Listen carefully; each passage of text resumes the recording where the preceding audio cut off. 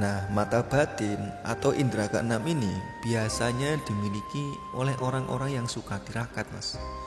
Entah toh itu tirakate melek, ahli zikir, utawa orang-orang Jawa terdahulu.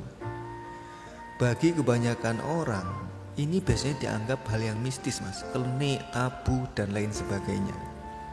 Padahal setelah kita rasakan sendiri karena berdasarkan pengalaman dan terjadi berulang-ulang, lalu bisa disimpulkan sebenarnya ini merupakan suatu disiplin ilmu juga, Mas, ternyata.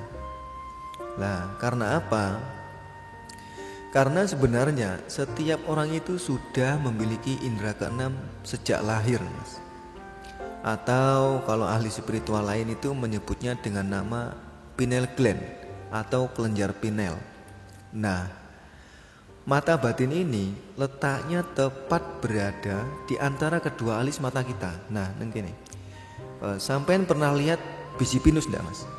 Nah, bentuknya itu persis mirip sekali dengan biji pinus dan ukurannya itu sangat kecil sekali, sekitar 5 sampai 9 mili lah. Nah, kenapa sangat kecil? Karena ia merupakan sebuah kelenjar. Lah, terus karena setiap manusia itu sudah dianugerahi mata batin oleh Tuhan sejak lahir, jadi ini sebenarnya sudah menjadi pengetahuan umum dan bukan merupakan hal yang dirahasiakan lagi. Nah, jadi sebenarnya semua orang itu bisa, Mas, memanfaatkan mata batinnya sendiri. Nah, tentunya dengan tanda kutip ya, Mas, atau saya garis bawahi lah, asalkan tahu cara mengaktifkannya dan didorong dengan atas kesadaran dan kemauan atau tekad yang kuat, pasti insya Allah bisa. Nah, terus muncul pertanyaan, terus cara mengaktifkannya gimana? Nah, saya ibaratkan mata batin itu sebuah chip di kartu HP sampeyan, Mas. Mboto iku kuwi mau kartune sampeyan Telkomsel, M3 atau yang lainnya. Ketika kita tadi beli kartu dan kartu tadi masih baru atau gratis ya, Mas, isek saya gelanyar dan tidak akan sampai gunakan, maka langkah yang pertama adalah mengaktifkannya atau mengaktifasi lah kartu tersebut. Sampai sendiri pasti sudah tahu lah cara mengaktifkan kartu tersebut. Tentunya dengan cara prosedur yang benar. Ya, dibutuhkan kartu keluarga, dijimuk nike, utawa sebuah KTP lah. Jadi jika tidak mengaktifkan prosedur dengan baik, Mas, cara ngaktifin itu lek ora bener, ya saya yakin pasti akan gagal, nggak berfungsi dengan baik, atau trial error lah, somben diulanginnya iso, gagal ulanginnya iso. Nah, setelah aktivasi tadi selesai, Mas, maka kartu tersebut siap digunakan tuh. Nah, aktivasi itulah jika di dalam aktivasi itulah, Mas, jika di dalam spiritual itu merupakan nama atau alamat rohani kita. Lah, terus gimana cara mengetahuinya? Nama atau alamat rohani awake dhewe. Biasanya itu dan yang saya lakukan dulu ya, Mas, ya, itu dengan cara tirakat neton atau tirakat neptu lah, hari lahir sampean. Nah, karena di dalam neton atau hari lahir itu, Mas, ada rahasia jumlah vibrasi gelombang tertentu. Vibrasi itu getaran, Mas, atau gelombang energi. Nah, vibrasi itu kita bahas di pertemuan selanjutnya nanti saja. Kita sekarang fokus di sini dulu, Mas. Misalnya sampean netonnya itu minggu legi. Nah, jika dijumlahkan, minggu itu bernilai 5, Mas. Dan legi itu nilainya juga 5, jadi ketemu kalau dijumlahin 10. Lalu artinya apa? Berarti minimal sampean harus mengaktifasi tirakat atau puasa itu selama 10 hari lamanya. Lah, jika ingin dampaknya itu atau manfaatnya sangat terasa betul, itu harus tirakat selama 40 hari, Mas. Nah, setelah sampai nanti berhasil dan tidak berhenti di tengah jalan, dan tentunya ada yang membimbing ya, Mas ya, maka tinggal melakukan langkah selanjutnya. Tentunya tidak sampai di sini, Mas. Saya ibaratkan tinggal ngisi pulsa dulu, ya kan. Tadi kan aktivasi kartunya wes. Nah, sekarang waktunya mengisi pulsa dulu. Nah, jika sudah sampai di titik ini, Mas, maka tergantung kebutuhan yang akan sampai diinginkan. Sampai pingin kok ngisi pulsa nih, nelpon 3 dino, seminggu, sebulan, nah itu terserah sampean. Sesuai kegunaan, Mas ya. Atau kebutuhan sampai untuk internetan misalnya, ya sampai ngisi pulsa pakai data. Nah, perumpamaan itu tadi, Mas. Nah, artinya apa? Pulsa tadi menjadi ibarat suatu amalan wirid kita. Jadi wirid itu sampean pasti sudah paham ya, Mas ya. Wirid itu ndak ndak asal wiritan lah. Karena kalau sudah sampai di sini, Mas, kita itu bermain dengan gelombang atau vibrasi spiritual jenenge. Nah, dan sesuai bilangan wirid tertentu. Contoh umpama lah. Contohnya wirid sampai ngamalin subhanallah sebanyak 1089 kali. Jadi, Mas, jumlah 1089-nya itu merupakan alamat gelombangnya dan tidak boleh kurang, ya tidak boleh lebih. Jadi umpama kita ibaratkan energi vibrasi kamu pas waktu kita sedang nyetel radio ya, atau televisi umpama. Jika alamatnya yang kita tuju itu gelombang stasiun televisi nomor 9, ya harus kita pencet nomor 9. Lah, kalau lebih atau kurang, ya pasti sudah salah sasaran, Mas. Nah, nanti terjadinya apa? Trial error. Tidak sesuai yang kita inginkan. Nah, begitu juga dengan gelombang spiritual, Mas. Dia itu harus pas. Karena apa? Karena setiap amalan wirid itu mempunyai alamat rahasia dan gelombang vibrasi. Salah satunya yaitu dengan gelombang tadi, Mas, jumlahnya tadi loh. Nah, maka dari itu jumlahnya tidak boleh kurang dan tidak boleh lebih, harus pas. Nah, setelah sukses dan berhasil melakukan amalan tadi, Mas, maka tinggal langkah yang terakhir, yaitu kegunaan dan manfaatnya apa untuk diri kita sendiri. Atau bahkan nanti, Mas, manfaatnya itu bisa buat keluarga dan orang-orang di sekeliling kita. Jadi, Mas, kegunaan mata batin ini bukan justru menjadikan kita adigang atau adiguno, merasa kok sok tahu, sok pintar dan seterusnya. Atau untuk kesaktian-kesaktian yang lain, Mas. Siapa tahu nih setelah merasa mata batinnya terbuka, nah terus merasa wis wis wah gitu ya, sudah merasa sakti lah atau yang lainnya. Padahal itu tadi baru permulaan. Nah, justru orang yang mata batinnya itu sudah terbuka, malah ia bersikapnya itu lembah mana, Mas. Merasa rendah hati, dan cirinya itu jika mata batin seorang sudah aktif, biasanya yaitu dianya tuh suka menyendiri, pendiam dan tidak banyak bicara. Kecuali ketika bersangkutan dengan hal-hal tertentu ya, Mas ya. Misalnya ketika bertemu dengan sahabat-sahabat, saudara, atau bersangkutan dengan hal pekerjaan. Iku wis lain lagi. Cara menyikapinya lain lagi. Nah, adapun ciri yang lainnya, ketika mata batin seorang itu mau nembe aktif, Mas, atau baru aktif, itu di sekitaran kepala depan, Mas, tepatnya di tengah-tengah kedua alis tadi ya, itu terasa berat, Mas, biasanya. Bahkan sampai terasa pusing. Nah, biasanya kejadian itu tadi, Mas, pertanda mata batin kita sudah siap bekerja dengan baik. Nah, itu Mas, beda-beda setiap orangnya. Ada yang ngerasa pusing atau sakit beratnya itu selama 3 hari, ada yang seminggu dan 2 minggu. Lah, itu salah satu cirinya. Nah, dan pastinya orang yang mata batin itu sudah terbuka, biasanya itu lumayan cerdas Mas orangnya itu. Dan wawasannya luas, berada di atas rata-rata yang lainnya. Karena apa? Orang yang selalu memanfaatkan mata batine dalam kehidupan sehari-hari itu tadi sering mendapatkan ilham-ilham atau intuisi ataupun bahkan petunjuk ilahiyah Mas, dalam segi spiritual ya. Nah contoh kita sedang berada dalam sebuah organisasi.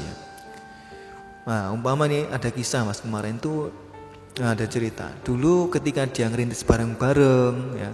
Awal mula ngerintis bareng di organisasi lah ya. Tidak saya sebutkan organisasi apa.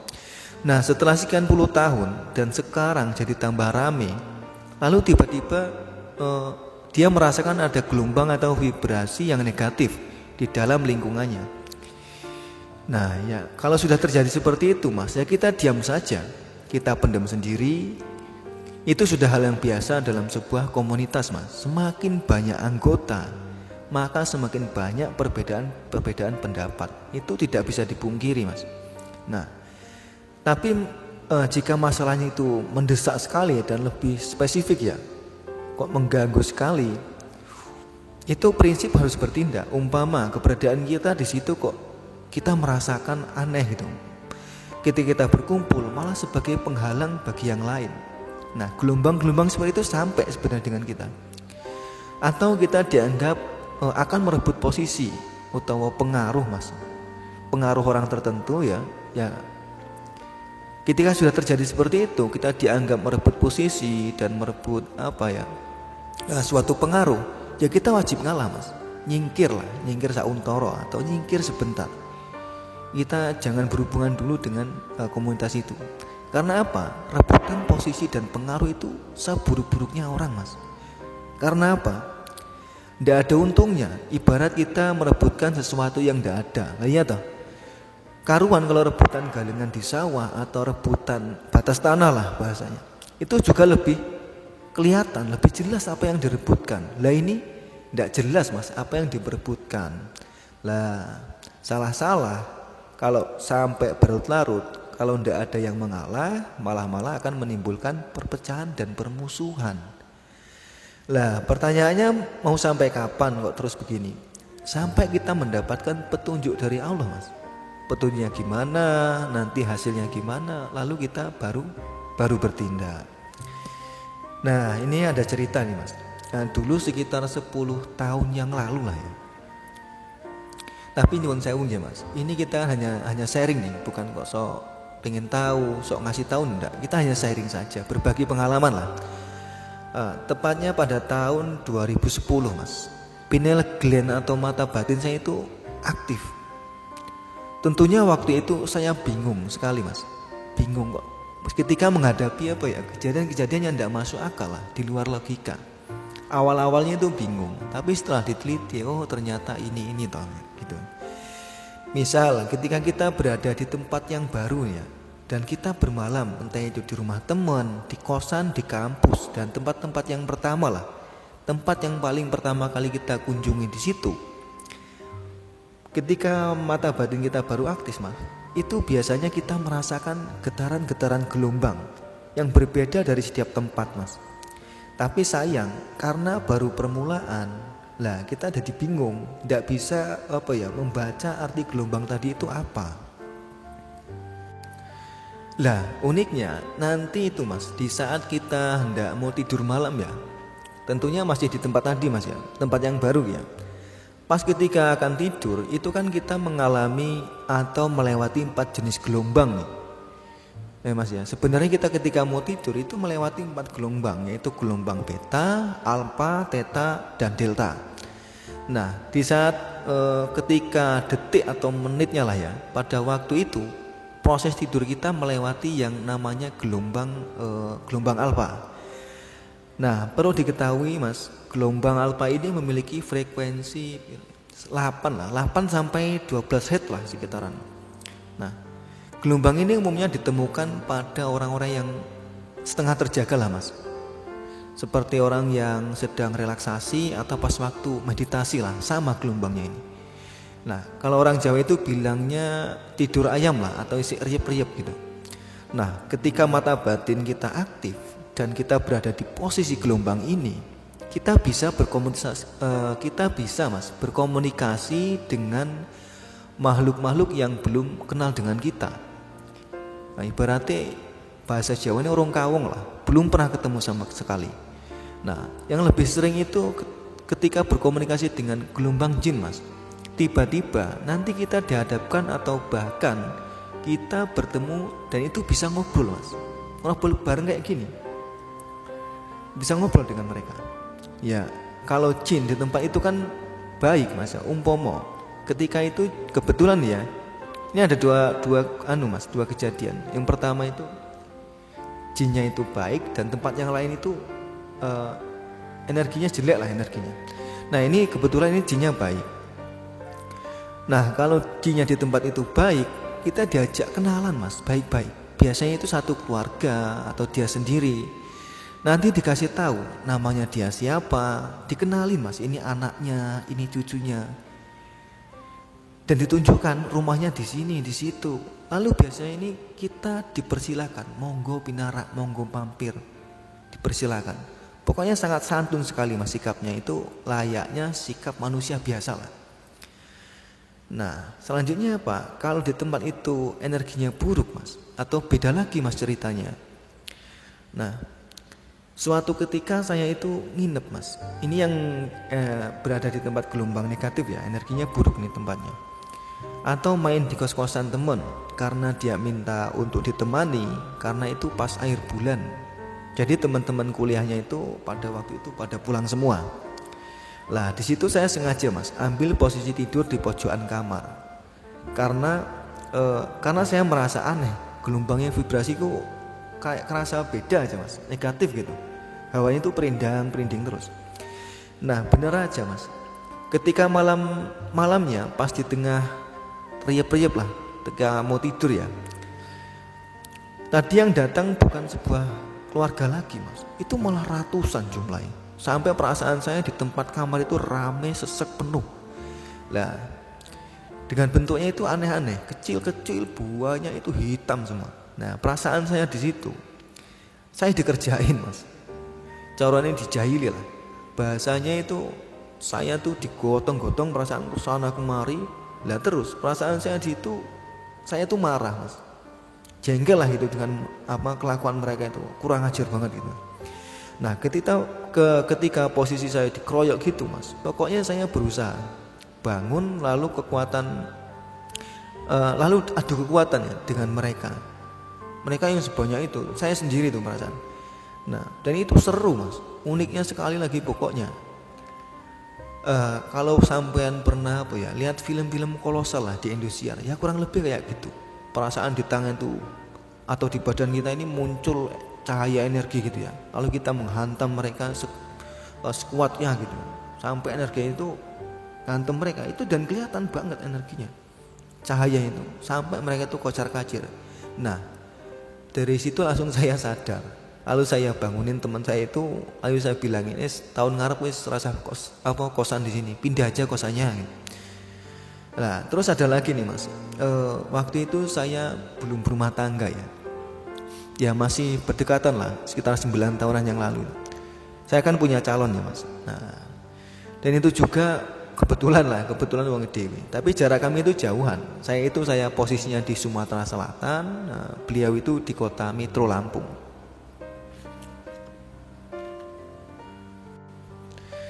Nah, tiba-tiba waktu istirahat siang Mas, siang hari lah ya. Karena saya kecapean, karena kegiatannya padat sekali waktu itu. Sekitar jam 1-an lah, duduk senderan sambil istirahat lah ya. Itu saya sambil merem. Nah, di situ saya melihat dia itu Mas, calon saya itu sedang melakukan hal-hal yang nggak pantas saya ceritakan lah pokoknya. Nah, lalu seketika saya mendapatkan gambaran seperti itu, lah terus saya ambil telepon, lalu saya telepon tapi tidak diangkat. Nah, karena tadi ditelepon tidak diangkat-angkat sampai puluhan kali mas. Nah, lalu saya SMS itu. SMS-nya gini, ya udah kalau ndak mau jujur ya ndak apa-apa. Saya tahu sampai sedang melakukan hal ini. Hubungan kita sampai segini mas, dan kita ndak jadi nikah.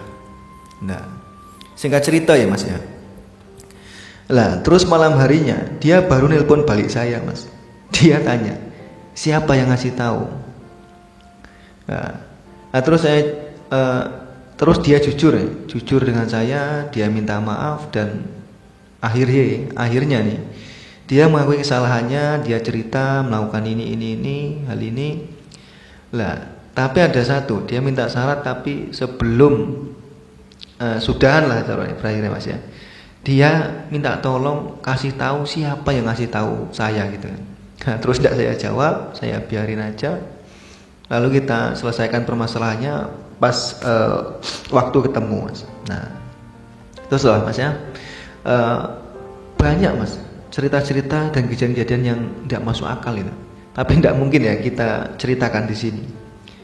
Lah, lalu kesimpulannya apa mas? Kesimpulan dan hikmah setelah mata batin kita itu aktif. Lah, hikmahnya nanti mas tergantung individu masing-masing. Nah, kalau secara pengalaman pribadi mas ya, hikmahnya nanti setelah kita berkeluarga mas, itu sangat terasa sekali dampak dan manfaatnya. Nah, tentunya untuk di bidang kerezekian mas, biasanya tuh kita sering diberi intuisi. Terus kita tuh punya intuisi atau bahasanya itu atau gelombang energi lah gitu. Itu tajam mas gelombangnya itu. Jadi bisa kita gunakan ketika kita sudah berumah tangga nanti ya. Contohnya ketika setiap menghadapi masalah, kita selalu hidup itu ketika itu enjoy mas ya. Yang pasti lebih percaya diri ketika menghadapi dengan siapapun. Nah, contoh dalam bisnis mas, atau usaha lah ya, atau dalam hal pekerjaan, ketika menghadapi kesulitan itu bisa menyelesaikan dengan baik mas. Usaha dan pekerjaan itu selalu dipermudah oleh Tuhan, seperti mendapatkan bimbingan dan intuisi ya, itu lebih tajam. Nah, karena apa? Karena kita ketika sudah sampai sini, kita bisa merasakan gelombang-gelombang yang sifatnya itu hanya bisa ditangkap oleh pineal gland tadi mas, atau gelombang spiritual tadi. Nah, jadi intinya mas, energi spiritual tadi itu kita gunakan, kita fokuskan buat kesejahteraan rumah tangga kita mas, bukan malah untuk dipamerkan dengan orang lain atau dan lain sebagainya lah. Nah, itu saja mas ya, kita sambung nanti di lain waktu. Nah, mungkin itu dulu mas. Ketika ada kekeliruan atau tutur kata yang tidak sesuai di hati sampean, saya minta maaf. Dan jika ada pertanyaan, monggo silahkan komen di bawah mas. Saya Hari, wassalamualaikum warahmatullahi wabarakatuh.